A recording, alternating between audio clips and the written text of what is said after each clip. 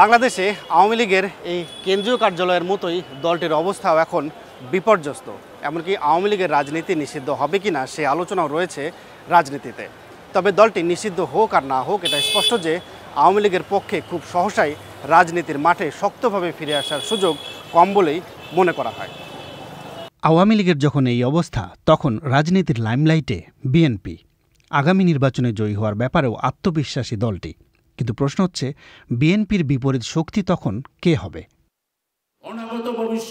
রাজনীতির মাঠে যখন এমন প্রশ্ন, ঠিক তখনই ইসলামী দলগুলোকে নিয়ে জামায়াতের একক প্ল্যাটফর্ম তৈরির চেষ্টাকে সেই প্রশ্নেরই উত্তর বলে মনে করছেন অনেকে। ছোট ছোট ইসলামী দল এবং সাধারণ দলগুলোকে, তাদের নেতাগুলোকে পার্লামেন্টে যাওয়ার ব্যবস্থা করতে হবে। যদিও বিরোধী দলের আসন নয়, বরং জামায়াতের চোখ সরকার গঠনের দিকে। আমরা কখনো বিরোধী দলে বসবই চিন্তা করি না, বরং আমরা মনে করি যে জনগণ আমাদেরকে ভোট দিয়ে পার্লামেন্টে এমন সংখ্যক আসন দিবেন যে আসনের মাধ্যমে আমরা সরকার গঠন করার পর্যায়ে যাব ইনশাল্লাহ। এবার আসুক নির্বাচনের পলিসিটা কী হবে। ব্যাপক সংখ্যক আসনে বিজয় লাভ করার জন্য অ্যালায়েন্স করা, ইসলামী দলগুলোর সাথে ঐক্য করা, এই ঐক্য প্রসেসটা আমাদের এখন থেকেই তো আছে। আমি বলছি যে এখন মত বিনিময় হচ্ছে, this is the part of alliance, this is the part of combined জোট, এটা বলবো। সেটা চূড়ান্ত রূপ নেবে নির্বাচনের আগে। এর আগে তো আমরা কিছু বলতে পারছি না, কিন্তু চেষ্টাটা চলছে। বাংলাদেশের ইতিহাসে এর আগে একবার মাত্র ইসলামপন্থী দলগুলোর বৃহৎ ঐক্যের নজির আছে, সেটাও প্রায় ৪৬ বছর আগে ১৯৭৮ সালে। সে সময় জামায়াতসহ ৪টি দলের জোট ইসলামিক ডেমোক্রেটিক লীগ বা আইডিএল সংসদ নির্বাচনে অংশ নিয়ে পেয়েছিল ২০টি আসন। পরে যে কোনো কারণেই হোক, সেই ঐক্য আর থাকেনি। জামায়াতের এবারকার ঐক্য প্রক্রিয়ায় কওমি ঘরানা থেকে শুরু করে পীরপন্থী দলগুলোকেও দেখা যাচ্ছে। অতীতে যাদের অনেকেরই আছে জামায়াতের বিরুদ্ধে ধর্মীয় বিভিন্ন বিষয়ে বিরোধিতার ইতিহাস। যদিও ঐক্যের প্রশ্নে আকীদাগত বিরোধকে বড় করে দেখছেন না খেলাফত মজলিসের এই নেতা।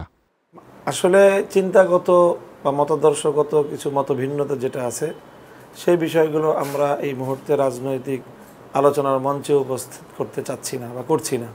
এবং সেই জায়গায় আমাদের ঐক্যের বা আলোচনার যে মূল সূত্র, সেটা হলো মতভিন্নতা সত্ত্বেও অভিন্ন মতের যে জায়গাগুলো আছে, ঐক্যমতের যে জায়গাগুলো আছে, অর্থাৎ যেমন রাষ্ট্রীয় পর্যায়ে ইসলামের যে বিষয়গুলো আমরা প্রতিষ্ঠিত দেখতে চাই, তারপরে যে বিষয়গুলো আমরা দেখতে চাই না ইসলাম বিরোধী, সেই অপতৎপরতাগুলোকে মোকাবেলা করার জন্য রাজনৈতিকভাবে আমরা সকলে ঐক্যবদ্ধভাবে আলাপ আলোচনা যেটা হয় সেভাবেই হয়। বাংলাদেশে ইসলামী দলগুলোর মধ্যে রাজনীতির মাঠে ভালো অবস্থান আছে জামায়াতের। এর বাইরে সাম্প্রতিক বছরগুলোতে দলীয় কর্মসূচিতে লোক সমাগম ঘটিয়ে আলোচনায় স্থান পেয়েছে চরমনাই পীরের ইসলামী আন্দোলন। দলটি অতীতে সরকার বিরোধী অবস্থানে থাকলেও বিএনপি কিংবা জামায়াতের সঙ্গে এক মঞ্চে আসার ব্যাপারে অনীহা দেখিয়ে এসেছে। তবে পরিবর্তিত পরিস্থিতিতে ইসলামী দলগুলোর ঐক্য মঞ্চে যোগ দিতে প্রস্তুত বলে জানাচ্ছেন দলটির এই শীর্ষ নেতা।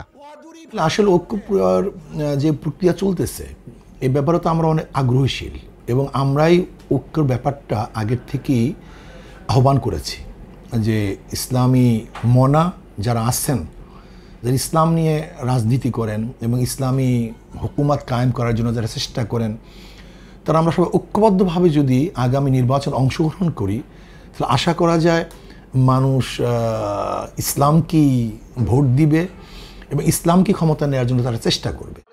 ইসলামী দলগুলো আশাবাদী ক্ষমতায় যাওয়ার মতো জনসমর্থন এবং ভোট পাওয়ার ব্যাপারে। সেটা যদি প্রথমবারে নাও হয়, তাহলে অন্তত বিরোধী দলে থেকে ক্ষমতার বিকল্প শক্তি হওয়ার সুযোগ আছে দলগুলোর। তবে এই বিশেষজ্ঞ অবশ্য ভোটের মাঠে ইসলামী দলগুলো এখনই খুব একটা কিছু করতে পারবে তেমনটা মনে করছেন না। সর্বোচ্চ যদি রেকর্ড লক্ষ্য করি, তাহলে পরে তারা 11% ভোট দাবি করতে পারে জামাত ইসলামী।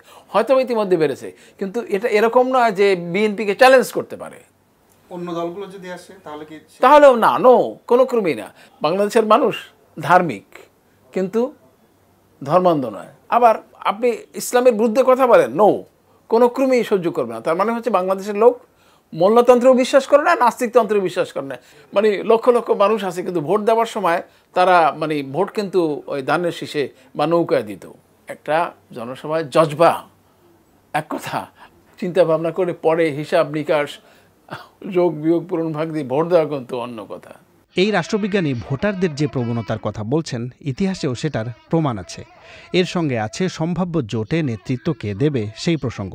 তবে ভোটারদের প্রবণতা যেমনই হোক, নতুন পরিস্থিতিতে এবার সেটা পাল্টে দেওয়ার সুযোগ এসেছে বলেই মনে করছে ইসলামী দলগুলো। নেতৃত্ব নিয়েও কোনো সংকট দেখছে না তারা। আমরা মনে করি না যে লিডারশিপের কোয়েশ্চেনটা আমাদের এখানে খুব বড় করে দেখা দিবে, কারণ যেহেতু আমরা চিন্তার অভিন্নতা নিয়ে সামনের দিকে অগ্রসর হব, কাজে এখানে একক কোনো নেতার কোনো প্রয়োজন থাকবে বলে মনে হয় না। 92% মুসলমানদের দেশটি ইসলামী ক্ষমতায় যাবে, এটাই তো যৌক্তিকতা। কিন্তু হচ্ছে না কেন? আমরা এটা চিহ্নিত করতেছি, কেন হচ্ছে না? চিহ্নিত করার পরে ইনশাআল্লাহ আমরা সমাধান করতে পারি, তাহলে এদেশের মানুষ তারা অবশ্যই ইসলামকে ক্ষমতায় নেবে। মানুষ বিকল্প খুঁজে সবসময়। দেখেন, বিগত 53 বছরে এই দেশটা যারা শাসন করেছেন, কিন্তু এখানে অনেস্টি, তারপরে করাপশন ফ্রি যে অ্যাক্টিভিটি, সেটা তারা কেউ উপহার দিতে পারেননি। এটা একটা ব্যতিক্রমধর্মী ইলেকশন হবে সামনে। এই ইলেকশনে ইসলামপন্থীরা অতীতের সকল রেকর্ড ভঙ্গ করে ভোট পাবে ইনশাআল্লাহ। দলগুলো আশাবাদী, কিন্তু বাস্তবতা হচ্ছে নির্বাচন কবে হবে সেটা স্পষ্ট নয়।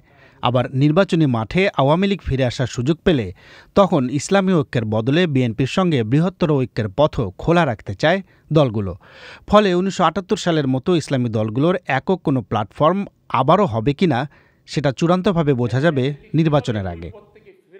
তাফসির বাবু, বিবিসি বাংলা, ঢাকা।